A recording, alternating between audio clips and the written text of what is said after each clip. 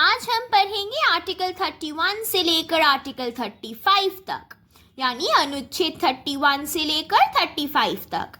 अनुच्छेद 31 जो है वो है राइट टू प्रॉपर्टी। हमने कहा है इसे हटा दिया गया है, यानी जो संपत्ति का अधिकार है इसे हटा दिया गया और इसे भाग 12 पार्ट 12 ऑफ द कॉन्स्टिट्यूशन, संविधान का भाग 12 में जोड़ दिया गया है अनुच्छेद 300A में। तो ये जो आर्टिकल 31 है वो पहले राइट टू प्रॉपर्टी का हुआ करता था, ये अभी और नहीं रहा। तो हम डायरेक्टली चले जाएंगे आर्टिकल 32 पे। अनुच्छेद 32 ये किस बारे में है? राइट टू कॉन्स्टिट्यूशनल रेमेडीज, यानी संवैधानिक उपचार के अधिकार पर ये लिखा हुआ है। Basic features of the constitution, हमारे संविधान का जो प्रमुख विषय है ये सब लिखा हुआ है आर्टिकल 32 में। और इसलिए क्योंकि इसमें सारे प्रमुख विशेष लिखा हुआ है, इसीलिए B.R. अम्बेडकर ने इस आर्टिकल को, इस अनुच्छेद को heart and soul of the constitution कहा है। यानी B.R. अम्बेडकर के अनुसार आर्टिकल 32 हमारे संविधान का हृदय और आत्मा है। तो अगर आपसे क्वेश्चन पूछा जाए कि आर्टिकल के आधार पर, बेस्ड ऑन आर्टिकल, हमारे कॉन्स्टिट्यूशन का सोल क्या है, तब आपको कहना होगा आर्टिकल 32। पर अगर आपको याद रहे कि अगर हम जब प्रियम्बल यानी प्रस्तावना पढ़ रहे थे तब हमने कहा था कि प्रस्तावना हमारे कॉन्स्टिट्यूशन का सोल है, पर अब हम कह रहे हैं कि आर्टिकल 32 सोल है। तो अगर क्वेश्चन में पूछे कि बताइए कौन सा अनुच्छेद को देखकर हम कहते हैं कि ये हमारा सोल ऑफ द कॉन्स्टिट्यूशन है, तब आपको कहना होगा अनुच्छेद 32। पर अगर आपको पूछा जाए कि soul of the constitution part of the constitution के आधार पर कौन सा है, तब आपको कहना होगा प्रियम्बल। यानी अगर भाग के आधार पर देखें तो प्रियम्बल है हमारे संविधान का आत्मा, पर अगर हम अनुच्छेद के आधार पर देखें तो संविधान का आत्मा क्या है? आर्टिकल 32 यानी अनुच्छेद 32। फिर हम पढ़ेंगे, ये बहुत इंपॉर्टेंट है, हमारे 5 रिट के बारे में। रिट्स यानी रिटन कमांड, जो लिखित आदेश है हमारे देश के। ये कितने प्रकार के हैं? 5 प्रकार के। और उनके नाम क्या है? हेबियस कॉर्पस, मैंडेमस, प्रोहिबिशन, सर्ट्योररी, क्वो वारंटो। यानी आपको इन सारे नाम को याद रखने हैं, आपको इनके मतलब, अर्थ याद रखने हैं और आपको पता होना चाहिए ये किस लिए यूज किया जाता है, इसका उपयोग क्या है। अब हम एक एक रिट को पढ़ने वाले हैं। हेबियस कॉर्पस यानी बंदी प्रत्यक्षीकरण, इसका अर्थ क्या है? ये सारे लैटिन वर्ड्स है, लैटिन शब्द। इसका मतलब है टू हैव द बॉडी, यानी आपके पास शरीर है। ये क्या करता है? Protection against illegal detention. अगर आपको हिरासत में ले गया हो तो आप खुद को सुरक्षित कैसे करेंगे? आप खुद के लिए कोई लॉयर रखेंगे। तो ये जो रिट है, ये जो अपराधी है उसको सुरक्षा देता है, ये कहकर कि आप अपने लिए एक लॉयर रख सकते हैं जो आपके लिए लड़ेगा। तो you may have the body. फिर आता है मैंडेमस। मैंडेमस मतलब टू कमांड, यानी हम आदेश देते हैं, ये भी लैटिन शब्द है।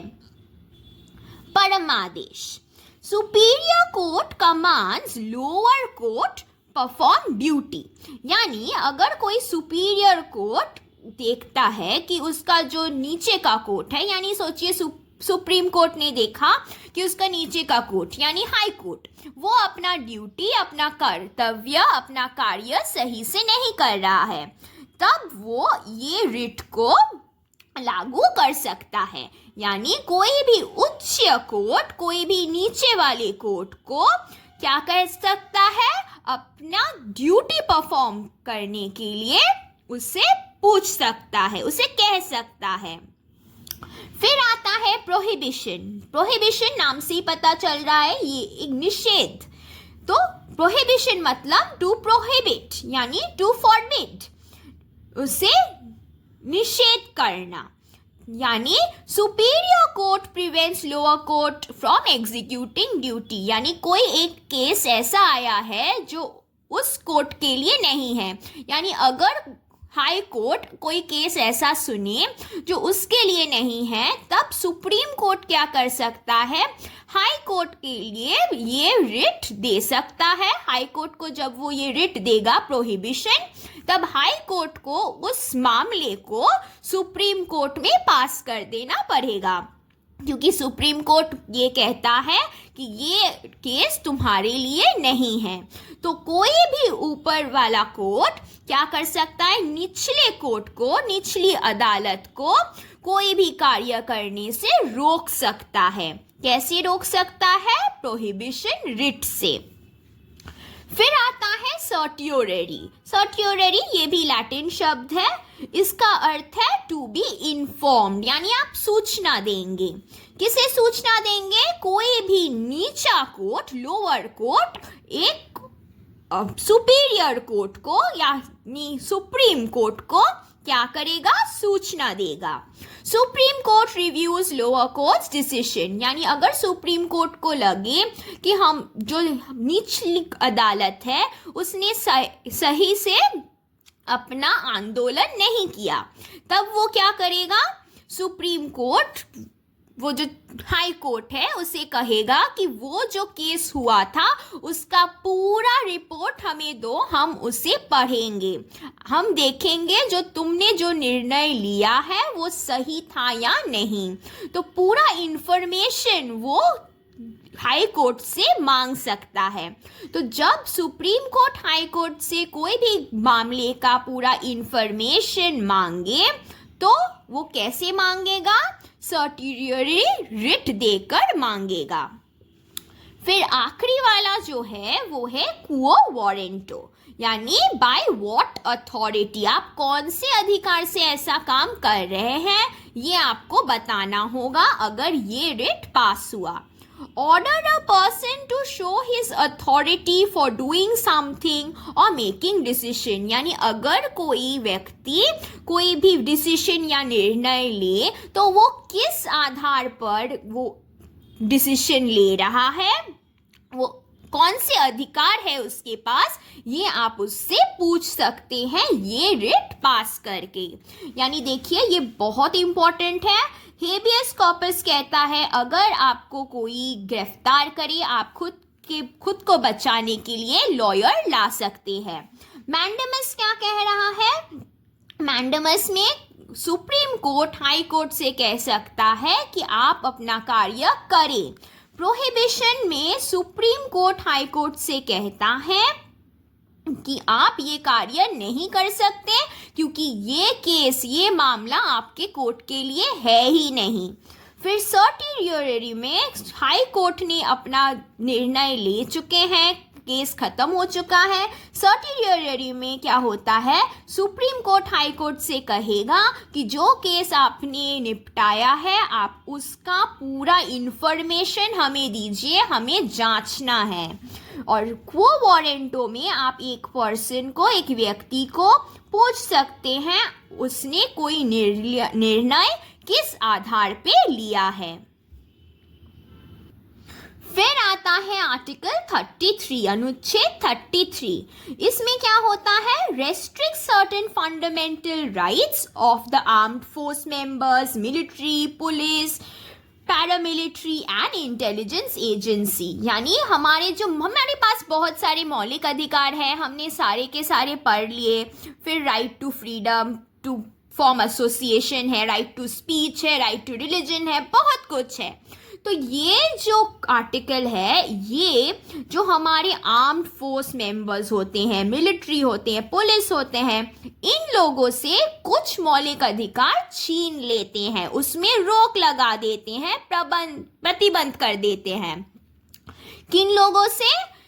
आर्म्ड फोर्सेस, यानी कोई भी सेना दल, भारतीय सेना, पुलिस, ये जो सैनिक दल है, या फिर अगर कोई खुफिया का काम कर रहा है, उन लोगों से मौलिक अधिकार हम लोग छीन लेते हैं। ऐसा क्यों करते हैं? क्योंकि देखिए, अगर आप मिलिट्री में काम करते हो, आपके पास कुछ ऐसा डेटा होगा देश के बारे में जो आप सबको दे नहीं सकते। अगर आप रॉ में काम कर रहे हो तो आप नहीं कह सकते कि हम भारतीय देशवासी हैं, राइट टू स्पीच है, तो हम सबको सब बता देंगे। वैसा करेंगे तो क्या होगा? देश का ही क्षति हो सकता है।